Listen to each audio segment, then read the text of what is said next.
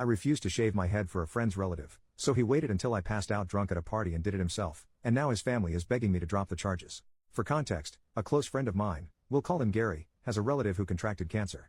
I, mid-20s male, was sympathetic and even contributed $100 to a donation pool for their treatment. But Gary came to me one day and took his hat off to reveal a freshly shaven head. He told me that everyone in his family were doing it in support of his relative, and so were a lot of our mutual friends.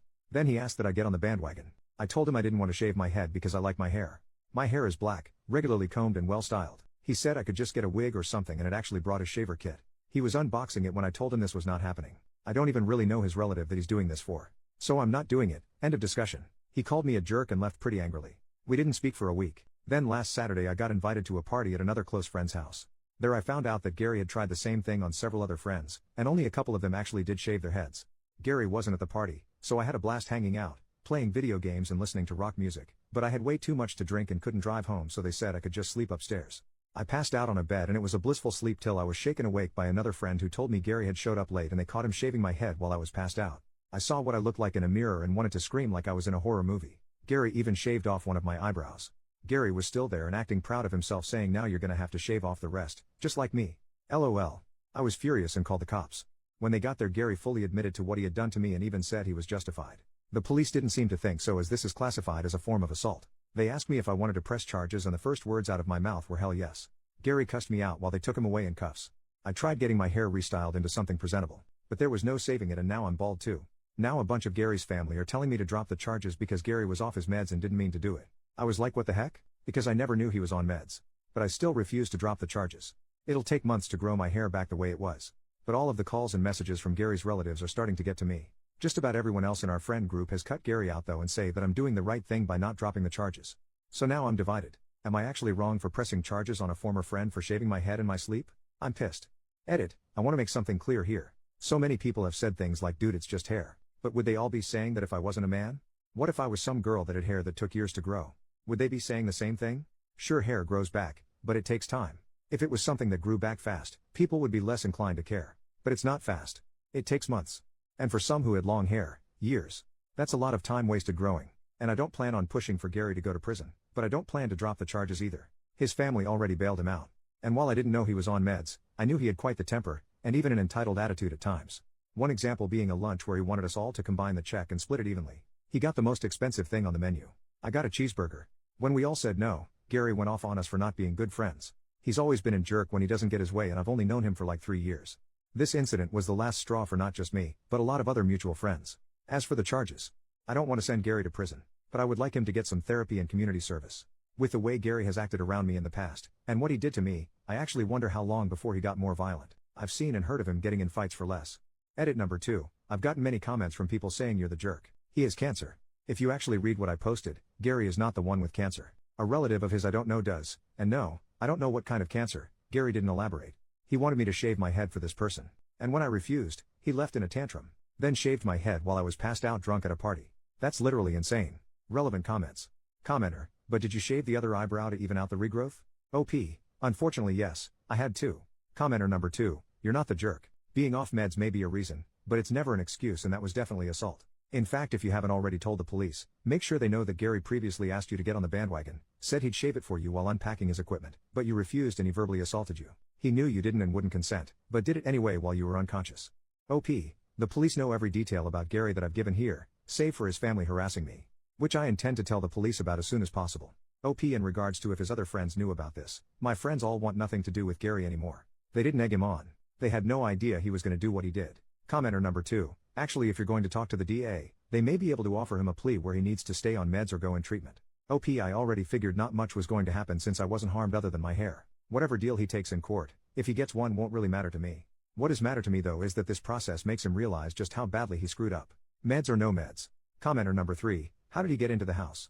You're 100% not the jerk and should press charges. But who let him into that house? It was someone else's place, and I am assuming he either came in super late or early in the morning. The reason I am asking is that in addition to Gary, someone let him into the house, and I would be interested to know the reasoning. OP, Gary got in because they let him in. They figured his tangent about hair was over. He tried to convince a bunch of them to shave their heads like he did to me. And none of the people there let him do it. My guess is he singled me out because I was passed out. If not me, it could have been anyone else there if they'd passed out drunk instead. Update, 1 year later, a friend of mine just showed me a video yesterday in which my old post had been read. Honestly, I'd nearly forgotten about it since I was only there to ask if I was the jerk or not. But I thought I'd give a little update in this subreddit since entitled spells out Gary pretty well. Other than the shaving incident, he tried to get us to partially pay for his food multiple times by combining the check and dividing it equally when he always got the most expensive thing on the menu, and once even pulled the I forgot my wallet bit. He was described as a neckbeard by multiple people, including women he flirted with. He tried to get a married neighbor woman that was older than him to have an affair with him, and then later egged her apartment door when she refused. That one I only learned about a couple months after my original post. And no, Gary never saw consequences for doing that.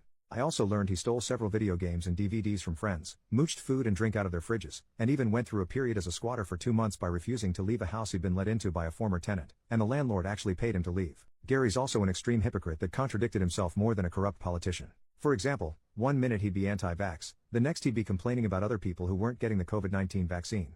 Pretty sure he never got it too. I can't believe I ever had any sympathy for this man. To recap a bit, I mentioned that Gary's family harassed me and tried to make me drop the charges. I not only didn't drop the charges, but I reported the harassment to the police. Only problem is it didn't bloody stop. In fact, it got worse. Mainly from Gary's mother, whom I can see where Gary got his charming personality from. She showed up to my apartment a couple of weeks after the shaving incident to scream at me that I knew nothing about what they were going through. And a little hair wasn't a big deal. I told her my hair was a big deal to me. And what Gary did was inexcusable. Well, that earned me a slap on the face, followed by a swift kick to the nuts, followed by a few more kicks to my body after I went down. It was all recorded by a camera that I had watching the front door. Landlord wouldn't let me put in a Ring doorbell cam. One of my neighbors saw her, and screamed at her that they'd be calling police. Gary's mom ran, and I ended up going to the hospital with minor injuries. Mostly just bruises, a black eye, and a sore groin. Also, the injury report was nice to have. Gary's mother got arrested, and I filed a lawsuit against her for attacking me. I saw her in court twice for both her assault on me, and the lawsuit I filed for her assault. This woman had taken several self-defense classes over the years, so she knew how to fight. That had the judge consider her a trained individual, and she was sentenced to 6 months in jail, given 2 years probation, and ordered to pay my medical bills. She actually cried to the judge about the money, but he wasn't having it. It took some time to see her in court again for my lawsuit against her as she was out of jail by then. I was awarded $10,000 for the harassment, emotional damages, and lost work hours, and she had to pay all court and lawyer fees. Which she cried about again because she didn't want to pay anything to the man who'd ruined her and her son's lives. But she had the money for both court cases, because she had no problem paying. But around that time, I heard Gary's relative with cancer passed away. I don't know any details, just that they passed on. I admit that was sad, but I never knew this person.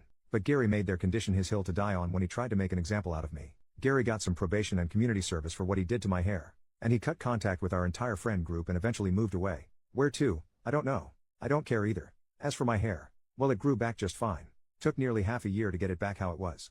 My boss had me put out of sight for a while, and I was wearing a hat everywhere for at least a month. I did take that $10,000 I got in the lawsuit and combined it with my savings for a down payment on a house. So I've since moved into a much better abode. I also have a girlfriend now that's living with me. It was a bit soon for her to move in, but there were extenuating circumstances. We're making it work though, and I'm happy. More relevant comments. Commenter, here's the thing, as a man, you are reluctant to fight back against a woman, but she's no lady either. Don't ever just let someone slap and kick you because you refuse to fight back. Also, did the mother shave her head? OP. No. She didn't shave her head. Unless she had a wig on, which I doubt. I don't know how many people in Gary's family did shave their heads because his mother was one of his only relatives I saw in person since the shaving incident. Otherwise all the harassment was online and over the phone. And yes, I was reluctant to strike back, but that old woman was faster than she looked. And that shooting pain from being kicked in the nuts is something I never want to feel again.